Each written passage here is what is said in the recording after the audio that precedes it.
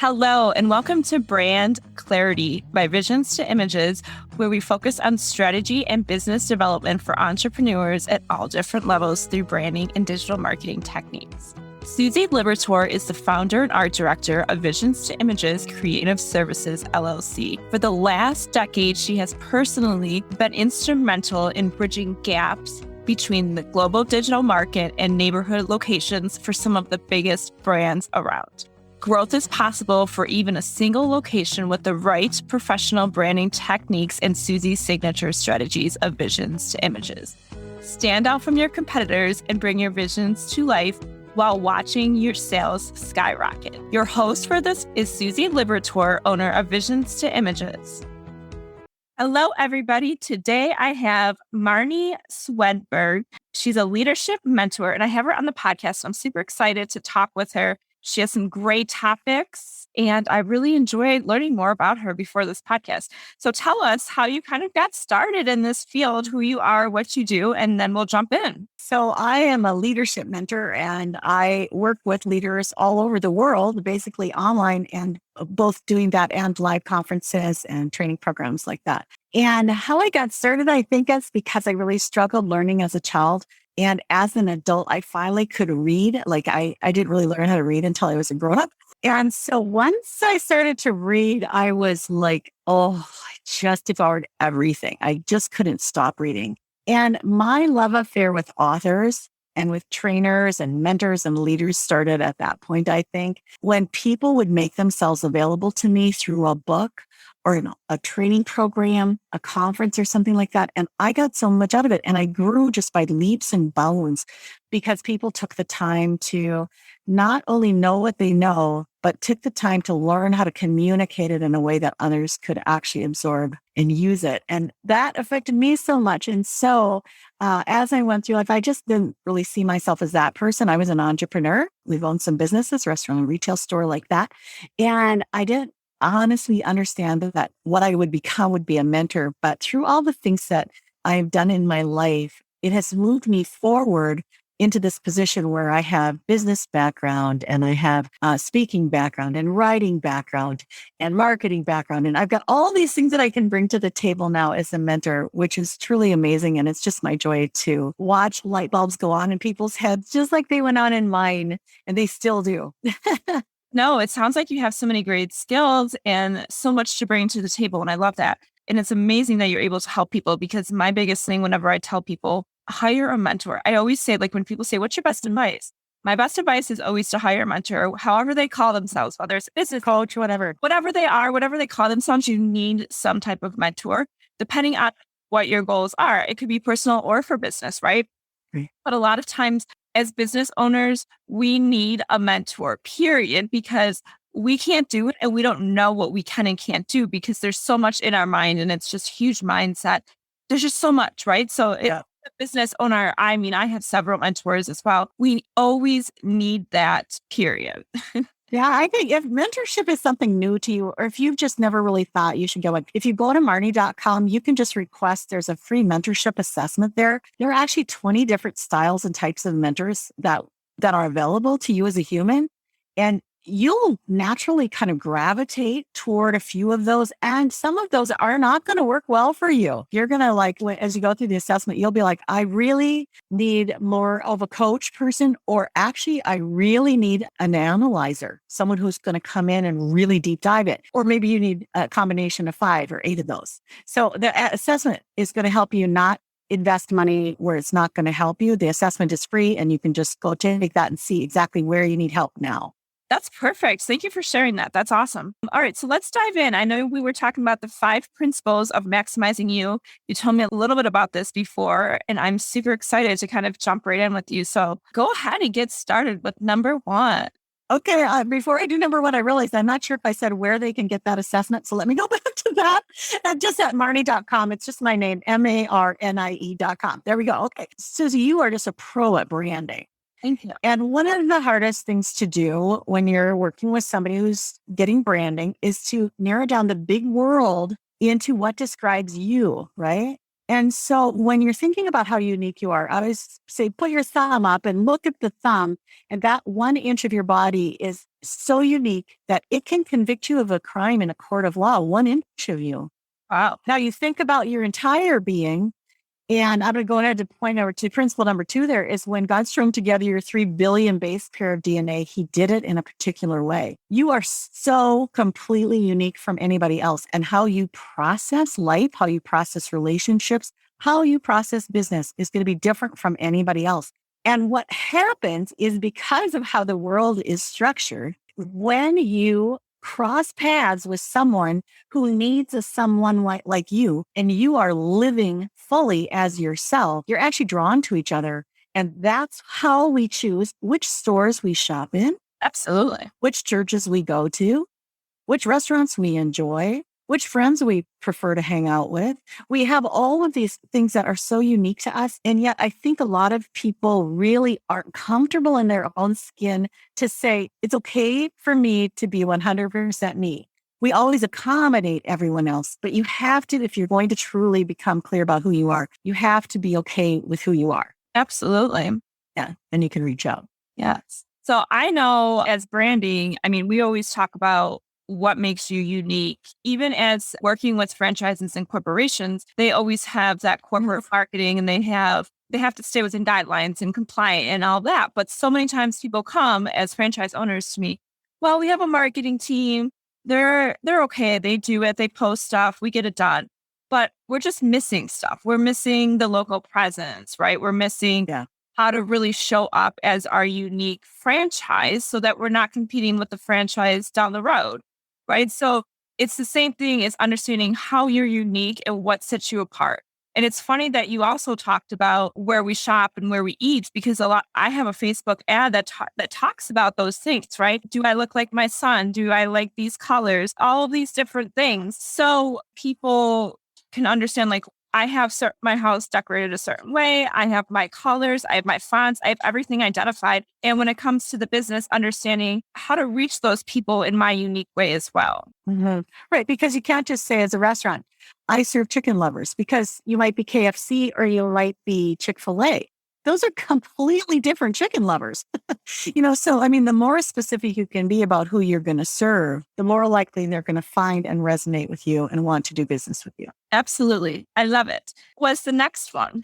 Number 3, body electric. I have a whole program that I do on this, and it is basically the concept that you are energy, that you are alive and you are actually electric. So for example, if I took a brick and stuck it up against a live wire, nothing would happen. But if I take you, Susie, and stick you against the live wire, all kinds of stuff is going to go on, and it's not necessarily going to be good because you don't belong against the live wire. And so when we recognize that we are vibrating, that we have energy that is not only flowing through us, but energy is flowing to us, and then it's flowing out from us to other people. And we get to choose what energy comes toward us, what we do with it, and how we release it. And so I like to think about like the plants in the plant kingdom.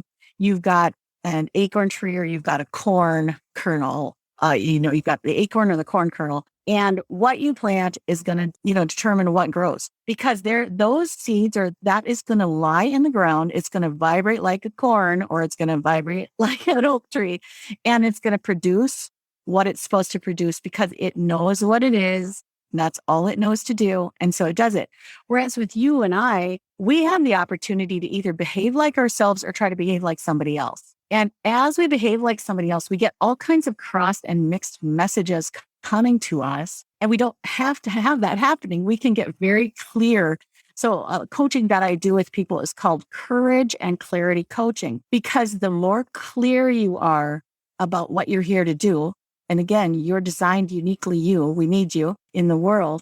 But once you get clear about that, then you have the courage to actually step out and do what you're supposed to do, because you're not afraid, A, that you're going to get electrocuted, or B, that you won't have enough power to do what it is you're supposed to do. Once you're clear that your body electric, that you're unique, and that you have a work to do here in the world, then you go out there and do it. Hey, let's stop for just 1 second during this podcast episode. I know you're so excited to get back and listen. But I wanted to chat with you and talk about how we really work with businesses. What we really do is we dive in and we ask so many questions. We go through a series of questionnaires and extensive research to really help you get a clear, identifiable plan of action that needs to happen for your business. If you want to hear more about this, go to visions2images.com, click the contact us button, and we will be happy to set up a time to chat more. Yeah, I agree. In a sense, obviously, where you have that clear messaging, you have to have clear messaging, a clear brand, a clear mission, clear audience. Like everything needs to be clear with all of those things when it comes to, finding yourself and being you as well as your business. So it really ties in perfectly together. Yeah, and it's all kind of the same thing. It's just coming at it from a different angle. And one of the things that I try to help people with this resonance, how specific you are. When you're in your car, you're tuning to the radio stations. You just don't stop at all of them. You don't like all of them. You just like some of them or one of them. Maybe you don't even like that, what that has on right now. But the amazing thing is just like radio waves are all around us right now, we can't see them and we can't feel them, but all we need is the tuner and then we can tune in, but they're all around us. And that's the same with ideas. And I think for business people, what happens is because we see somebody had a good idea, we think, oh, what a great idea for me. But that isn't always true. And I think the more you realize that you are so unique and just like your taste buds and just like your ears and like everything else, you have a preference, you have a way of doing things. You actually embrace that and say, I'm not weird, I'm special. This is how it's supposed to be. And as I use this part of me, that's how I bring the fullness of what I'm created to do to the world. And without it, with me just trying to copy other people or do other things, I only bring a portion of that to others. You're very interesting in this sense where I went to college for a bachelor's of fine arts. And a lot of times teachers would say, oh, you're not the best designer now. They shouldn't have said that, but they did because I knew I wasn't necessarily the best designer, but they told me that I would rock out with like managing a team and managing clients, but still be a designer. And it was funny that that worked out the way it did. But the fact is I've had my own style in a sense where I like abstract. I like things kind of messy, but I like them simple as well. So there's always these different ways for me to visualize things for clients. But the other piece that's interesting that you were talking about is competitors. So a lot of times we will always compare ourselves to somebody else, whether that is a competitor, a friend, whatever. We always compare ourselves or we say, oh, what is our competitors doing? It is good to look at that, but it's not good to get those frustrated and mad and stuck feelings that I know you're going to talk about in a second. But understanding, can you pull inspiration and how can you be unique based on kind of what they're doing, just making it your own twist and turn, but not copying them? Yeah, that's just so huge. And there's a verse in the Bible. King Solomon said, there's nothing new under the sun. And so basically, no matter what you think of doing, somebody's already done it. Put the worry about using somebody else's idea just right to the side and don't worry about that unless you're going to try to rewrite the book they wrote. Don't plagiarize. But at the same time, go ahead and use other people's ideas. It's all somebody's idea. Every picture you've ever seen was an original somewhere, sometime in somebody's head. Out in somebody's life. So as we are looking at other people's ideas, the key here then is to let I just call it being wide open. Just be wide open. Turn the channel. Check out all the stations. Listen, watch, enjoy, appreciate, value, say, wow, great idea. And then just let all that incubate and flow through. And as you're sleeping at night, most of the time, that's what your brain is doing. It's dissecting everything you saw that day. So it's so different from competition. I love the word collaboration. So in the world, we're all collaborating. I'm collaborating with you, Susie, and my garbage man, and the people who are getting my energy to my house, and my dentist, and my children. We're all collaborating to make this world work.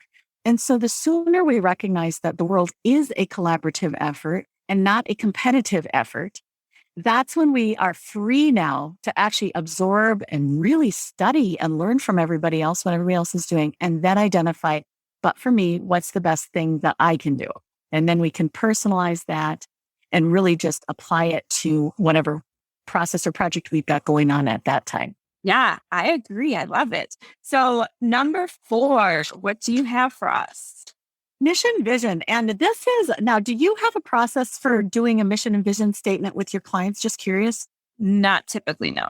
Because they usually come to you with something like that already in place, right? So at Marnie.com, there's a mission vision training that I do. I've done thousands of times with people, and you can do it on your own. And what I do is I have the main mission vision. So you go through it once for yourself, then you go through it for your business or whatever you're doing, your project.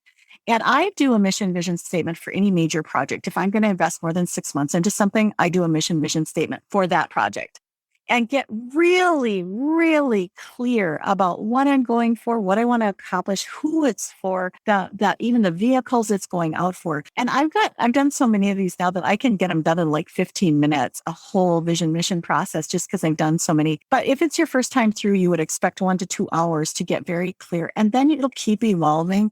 But the power, again, of a mission vision statement is to help with that clarity piece. And once you are crystal clear about what you're doing, then you'll have the courage to go forward. And actually, you'll begin to, if we go back to Body Electric, you'll begin to really resonate with that and to actually draw to you the things that you need to complete the project. As long as you're confused, things will come toward you that think they might be for you, but you'll repel them or you won't see them. They'll just go by you. You won't even notice. And so this clarity piece is so important before you can have the courage to actually step out. And that kind of brings me to the last part. Can I talk about the test that we can do? Absolutely. Talk about it. Yeah. So just earlier today on social media, I posted a meme that was about a traffic jam. Because when you're in a traffic jam, it's super frustrating, right? You're just like, I just want to get home, or I just want to get to the meeting, wherever you're going. You just want to get out of the traffic jam and get there. But the beauty about a traffic jam, and using this as an analogy, is when you are working towards something and you're going directly toward it, and then you find yourself in a traffic jam, the question you need to ask isn't, did I really need to be here right now? The question is, am I heading in the right direction? So is my car pointed in the right direction for where I want to go? And if it is, then you just use the time you have in the traffic jam to call a friend or listen to audio or pray or something. Use your time wisely there, but recognize I'm on my way. I'll get there. This too shall pass. But the alternative is that you're stuck and you can't figure out why. So that's such a different feeling than a traffic jam. In a traffic jam, you're stuck and you know exactly why. It's like, it's just not time for me to go yet. As soon as this frees, maybe you can't see why, but you know why. And so as soon as this frees up, you're going to just go fast forward again and no problem. You're fine. You're pointed the right direction. You're in your car. You're okay. But the other kind of stuck is the confusion stuck. And that's the stuck where I don't even know if I'm on the right road, or I might be on the right road, but I don't know if I'm going the right direction, or I don't even know if I'm in the car yet. You're just stuck. You just don't know what to do next. And it's back to that clarity leads to courage piece again, where once you get clear about what you're supposed to do, and maybe it's your next step, but more frequently, it's overall your next project, your next thing that you're moving toward. Like, it's so nice that when a baby comes into the world, every parent knows their job for the next 18 years. No question. You're going to raise that child to become an independent adult. And you're going to do the best at that you know how. There's no ambiguity. Now, there may be setbacks, there may be all kinds of stuff, but you know what to do. Whereas when you get a new project or a new idea for a business or something like that, a lot of times there's a lot of uncertainty. There's a lot of ambiguity. You aren't exactly sure. You don't know. And all you have is ideas flying at you, and you just get buried in the ideas and you spend all your time chasing bright, shiny objects and you're not making progress. And that's where the clarity piece can really make a huge difference. Yeah, I'm huge about clarity. I mean, the podcast alone is called Brand Clarity. So it's figuring out what your purpose and clear about. But beyond that, as we launch new things or do new projects, like you're saying, we have to really understand the clear vision and not get distracted. So many times, even mindset or just figuring out, like you said, like, what is this mission of this project? Like, why are we doing this? So you can stay focused and get that clarity and figure out if it is a good option for you or if it's not. A lot of times, I know I've tried to launch many things and I've tried, and sometimes they are successful and sometimes they're not. But the ones that aren't successful are because they're rushed, because I didn't have that clarity, because I didn't do it properly. Right. So, but nobody knows that besides me. And I could share it. It doesn't matter to me. I'm very open. I'll share stories. But the problem is with that clarity, like we really have to understand that clear purpose for everything. So I love that you talked about that. And even with your brand, just understanding. I mean, I always talk about making sure you know who your audience is and making sure everything is clear, consistent, cohesive, like everything flows. So, yes. Absolutely. And you talked about the failures too. So the failures come either because we didn't have clarity and we went just running pell-mell in the wrong direction or something, or they come because there was something down that path we needed to learn before we got back on track. It could just be a little detour. Jacqueline Boatwright taught me this. I was interviewing her on my show years ago, and I said, so what do you do when you're disappointed? Because her life had been so rough. And she said, I really don't have disappointments anymore. And I said, okay, that's a concept. I don't understand what you're talking about. Tell me how you don't have disappointments anymore. She said, well, I have things that hit me, like I'm in a car crash or something. I have things in my life that hit me and they surprise me and they maybe even hurt me. Immediately, I have learned that they're going to be used for my good. So why would I be disappointed? All I start doing is I just start looking for the good. Like I'm so curious. What good is going to happen here? And that's back to the collaboration versus competition. Yeah. As we become very clear that no matter what we're doing, it's going to be used for good, then we can relax into that. And then the other point I just want to loop around to, I do a time management training. And in there, I talk about procrastination. And procrastination is actually a conscious choice of the subconscious mind. So it's like a specific response. Right. To do when you're just not 100% convinced that what you're supposed to do is the best thing you could do with your time or your money or whatever. When you are convinced to your toes that this next thing you're supposed to do, whether it's emptying the dishwasher or launching a shuttle, if you're not sure, you're just going to find something else to do. It's just going to be busy, busy, busy. Can't get to that.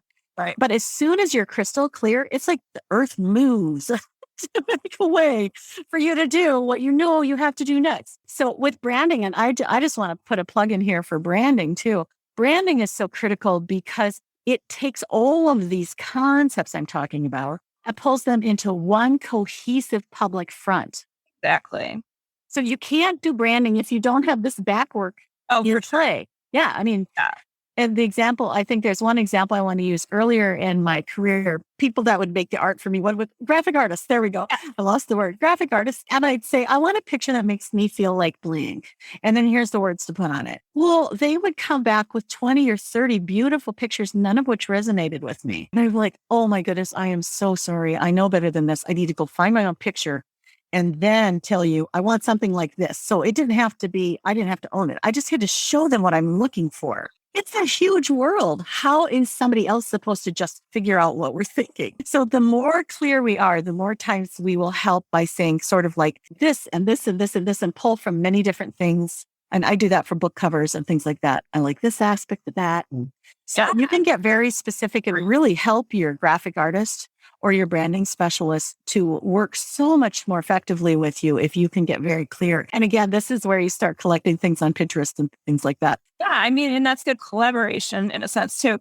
And what I've done with my clients is there's always questionnaires, there's always strategy sessions, like all of that. Even if they just come for something small, I have to do some type of intake, right? Yes. I can't read their minds and they might not even know what they want or need, or they don't have that in place. They have their logo and they're fine with their logo, but they don't have all the other stuff. So there's a lot of different pieces that come before all of that. Yeah, absolutely. And it's a continual, the beautiful thing is you're going to continue to grow and to be better express what is in you.